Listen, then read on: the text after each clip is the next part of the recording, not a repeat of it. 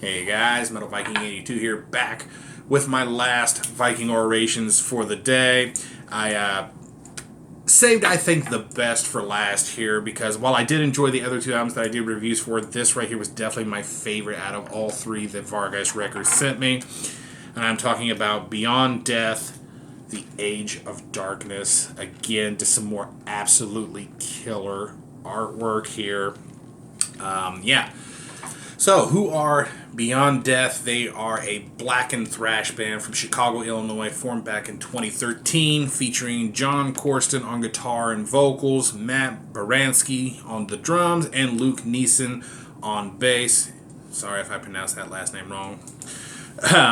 Now, this was actually originally released independently on CD and digitally, and this is the 2019 issue by Vargas Records, and I might be mistaken about this, but I think this was only limited to like 50 copies. It is 10 tracks, clocks in at 41 minutes and 41 seconds in length.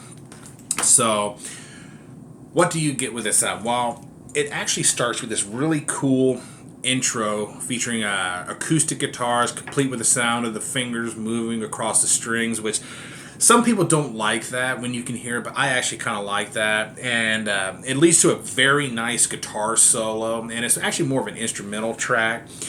And honestly, that actually has a very cool kind of King Diamond-ish vibe to it. So definitely something that I enjoyed about that.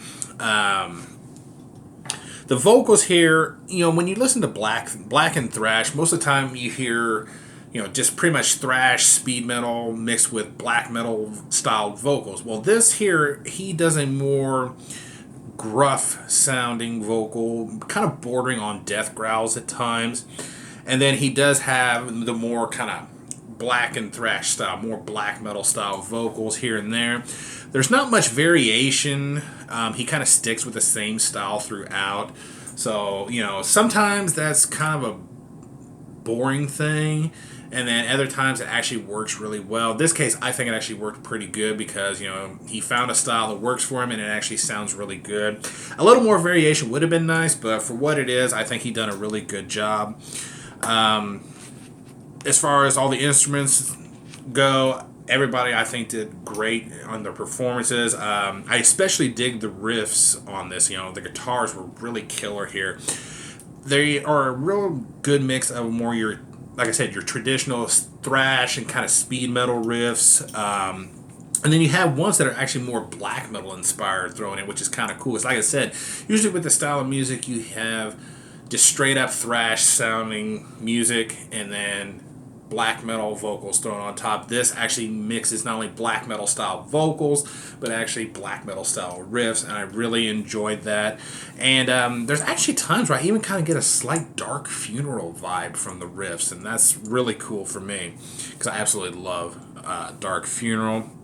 Drum work is not really too flashy, just straight up kind of a thrash style of playing, and has a few blast beat sections, but other than that, he kind of sticks with this, traditional kind of thrasher kit style of playing. Some things that kind of stood out to me: track 7, Memories of War, has this section in it that has a bit of a ghoul feel to it. Again, back with the whole ghoul thing, I listed that in one of the other albums that I listened to. Just the way the guitars and the drums interact and their sound in that particular song just has this ghoul vibe to it, which is really cool.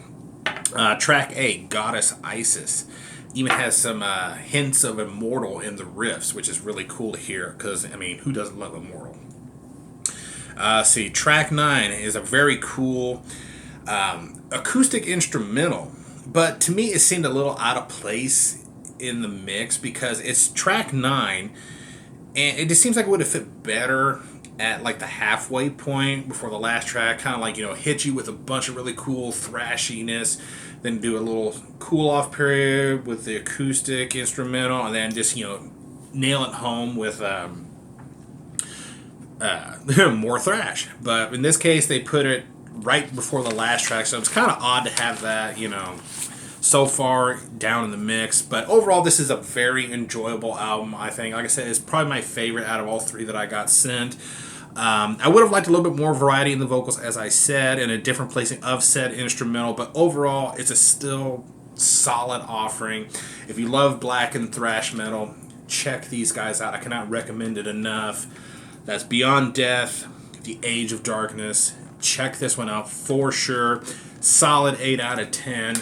And yeah, that is going to do it for now. Thank you guys so much for watching and subscribing. And until next time, stay brutal.